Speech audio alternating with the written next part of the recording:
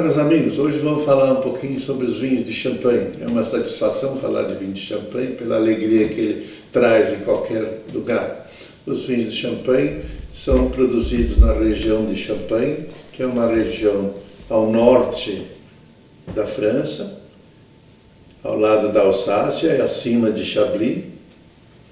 E é uma região muito extensa não, mas uma região rica com 35 mil hectares de vinhedos plantados. O Champagne é, sem dúvida, o vinho mais alegre e mais festivo que se conhece. Comemora efusivamente sempre os eventos mais marcantes da vida das pessoas. O barulho, o jorro da espuma que se segue transforma a abertura de uma garrafa num movimento de alegria, festa e comemoração. Pode ser também o início de um grande amor ou a comemoração de um grande efeito competitivo. É uma bebida mágica que transforma até o movimento banal numa festiva ocasião. Sempre fez parte das festas reais, sugerindo riqueza, poder. É um vinho como todos os outros, mas com mais predicados, porque tem barulho e efervescência que os outros não têm. A região de Champagne é mais ou menos grande, mas ela é classificada com 3 pontos importantes, 3 sub-regiões importantes. Uma que se chama Montagne de Reims, a outra que chama Côte de Blanc e uma região central que é, então, o Vale de Marne. Todas essas regiões que se vê no slide fazem parte e podem ser chamados também, os seus vinhos podem ser chamados de Champagne. A ideia inicial são os conceitos inovadores de Dom Pérignon. Dom Pérignon era um monge beneditino que nasceu e aprendeu tudo na cidadinha de Limoux, onde já se produzia vinhos espumantes, lá no Languedoc-Roussillon, ou seja, no sul da França. Ele foi chefe da cave da abadia Auvilliers durante 47 anos, onde ele fez todos os seus experimentos para melhorar, aprimorar e descobrir grandes coisas sobre o Champagne. Os conceitos inovadores do Dom Pérignon foi a melhora dos vinhedos, a obtenção do suco da uva, o suco branco das uvas, porque as uvas, tanto brancas quanto pretas, ela tem o suco branco. Então, além de ele ter feito essa simples descoberta, pode-se fazer champanhes de vinho, champanhes claras com uvas escuras. As garrafas foram fortes e resistentes e eram inglesas. A cortiça das folhas, novas na época, eram espanholas. E uma coisa muito importante que ele fez é a arte das misturas, ou seja, misturar vários vinhos para se conseguir um vinho melhor e mais adequado. Nesse slide, bonito slide, aparece a abadia de Auvilliers, em Épernay, lá na região de Champagne, na França. Desses 35 mil hectares que eu falei, os vinhedos são classificados em pequenos produtores com 1 a 2 hectares e grandes empresários das empresas. Então nós vemos que 87% são de pequenos produtores e somente 13% são dos grandes empresas. Eles foram classificados em 300 crus diferentes. O que é a cru? Cru é um vinhedo que produz uvas adequadas para se produzir champanhe. Só que eles podem ser normais, pode ser premium e pode ser grand cru. Quer dizer que o preço da uva sendo definida por um comitê da região dos vinhos de Champagne, então eles classificam que o seu vinhedo pode ser um vinhedo normal, um premium ou um grand cru. E esse vinhedo cobra, se ele for vinhedo normal, a uva que ele produz pode valorizar entre 80% e 89% do valor estabelecido pelo comitê.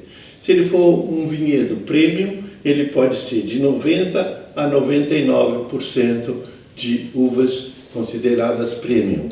E o mais importante, que é 100% de uvas super importantes, super perfeitas, que ganham o direito de vender as uvas por 100% do preço definido por esse comitê. Os vinhedos são lindos, maravilhosos, bem cuidados, são os vinhedos mais caros de toda a França. Um vinhedo na região de Champagne pode custar cerca de 1.100.000 euros por hectare. Temos um simpático Château de Saran, que é um castelo para os hóspedes da Moët Chandon, e nós tivemos o privilégio de passar um fim de semana lá, sendo convidado, e muito importante porque também mostrou toda a parte industrial da Moët Chandon. O solo de Champagne, que é um solo muito privilegiado, é um solo muito particular, que é calcário, poroso e é um ótimo isolante, e que é uma mancha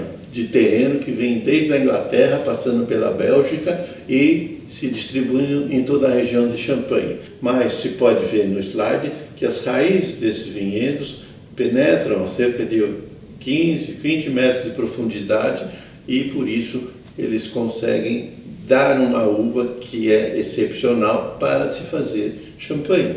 Vemos nesse outro slide a textura desse solo e que são cerca de 15, 20, 30 metros onde se fazem as caves de todas as regiões. Toda a região possui então caves nesse tipo de solo e que não é necessário nenhum tipo de condicionamento desse ar.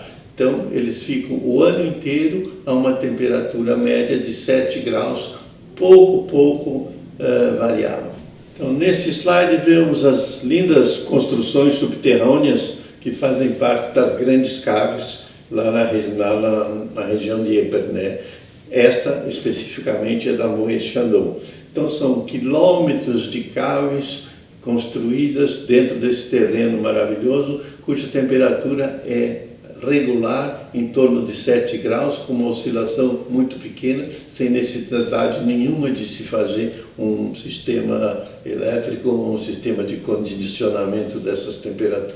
Vemos aqui um slidezinho comemorativo que diz que na floração dos vinhedos de Champagne, toda a região fica inundada com um perfume muito particular das suas flores e que 100 dias depois que essas flores começaram, e 100 dias depois provavelmente será a época da colheita das uvas. Então as uvas importantes dessa região são 3.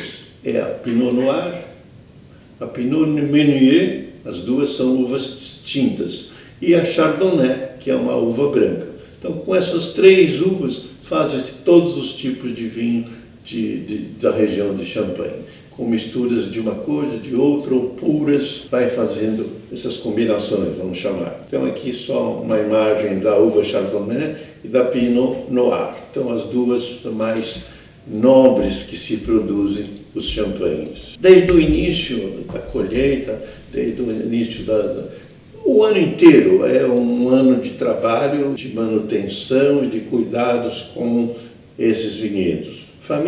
Muitas famílias inteiras com 1 ou 2 hectares vivem um ano inteiro à custa da produção dessas uvas. Então, 1 hectare é capaz de manter uma família pequena durante um ano inteiro, ou seja, o ano inteiro eles se dedicam a cuidar desses vinhedos. Os vinhedos também, além disso, é um controle. Quando começa já a frutificação e perto da maturação desejada, então há um controle rigoroso, laboratorial dos produtores. Então eles vão aos vinhedos e ficam vigiando até o momento em que as uvas estão no ponto mais adequado para se fazer o vinho de champanhe. Aqui vemos então uma figura de uma pessoa cuidando desses assuntos iniciais. Então, o suco da uva preta é branco, o suco da uva branco é branco. Então, existem 3 tipos de champanhe. O Blanc de Blanc, que é vinho branco de uvas brancas, muito conhecido nos rótulos dos champanhes. Então, considerando essas uvas, o suco da uva branca é branco, o suco da uva preta também é branco. O champanhe, como é branco, só de uvas brancas, é o Blanc de Blanc. O champanhe mais comum é o assemblage, com vinhos das uvas brancas e das uvas pretas misturados. E o branco, só de uvas pretas, é o mais raro, que é o Blanc de Noir. Então vemos aqui uma prensa tradicional com capacidade de 4.000 quilos na prensagem inicial. E na prensagem inicial, o suco mais nobre é aquele que se retira na primeira prensada, ou seja, nos primeiros 2.050 litros conseguidos com a prensagem de 4.000 quilos de uva, então vai produzir o vinho chamado La Cuvée, o vinho mais nobre e o melhor. Depois eles continuam pressionando e ainda dá um segundo vinho, mais 500 litros de vinho chamado La Taille, que é um vinho mais comum, menos importante. E ainda, além disso tudo, ainda há uma terceira prensagem que eles ainda usam para se fazer o destilado, que se chama marc. O marc de champanhe é o destilado desse bagaço e dessa coisa mais inferior nessa prensagem dos vinhos. A fermentação é normal para se fazer o primeiro tipo de vinho, ou seja, o suco da uva, o açúcar dessa uva é fermentado e vai dar álcool, gás carbônico, outras substâncias, despertando calor. Isso é para se fazer o vinho comum, na presença de leveduras muito locais, então só na região de Champagne tem essa particularidade, ou então com leveduras que as companhias produtoras elas estudaram e hoje adicionam para se fazer então a fermentação de um vinho. Então é mais ou menos igual à produção de um vinho comum, o início da produção do vinho espumante. Por quê? Porque o vinho espumante vai, depois de ter um vinho comum, ser transformado em vinho espumante, já engarrafado e depois de se colocar uma certa quantidade de açúcar ou chamado o xarope de produção.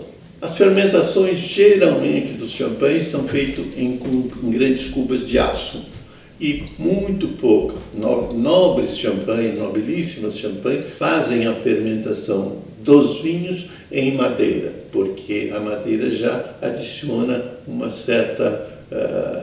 certo sabor e certos aromas nesses vinhos brancos. Aqui, por exemplo, é uma sequência, vejam todos vocês, leiam esta listagem, que é compridinha, mas é para se entender como é que funciona então o processo. E depois, outros slides irão mostrar diferentes aspectos da coisa. Então, primeira coisa é prensar a uva retirando o suco. Depois é fermentar o mosto em madeira ou aço. Depois, então, dá-se a produção de um vinho natural, inicial, como todos os outros vinhos. Depois, que já no momento de engarrafar, adiciona uma certa quantidade de açúcar para que haja uma segunda fermentação. Mas como essa segunda fermentação é feita numa garrafa já fechada, o aprisionamento do gás carbônico com essa tampa provisória vai produzir um vinho espumante. Depois temos que orientar os depósitos dessas leveduras da segunda fermentação. Então, eliminando depois com uma técnica de remover ou girar as garrafas, então vai se depositando o depósito desses, vamos chamar, essa borra que iria mais ou menos tornar o vinho turvo. Então eles têm que ser retirados. Então tem uma técnica de retirar essa borra na ponta da garrafa. E por último, adicionar depois, para tirar esta sujeira da borra, obviamente você tem que abrir a garrafa. Então quando abre a garrafa, perde uma certa quantidade de vinho. Quando perdeu essa quantidade de vinho, adiciona-se novamente um último licor que se chama licor de expedição e que, de acordo com o desejo do produtor, mais seco ou mais doce, é a quantidade de açúcar que ele adiciona por último, quando ele fecha a garrafa definitivamente, quando vai ser encaminhada para o comércio.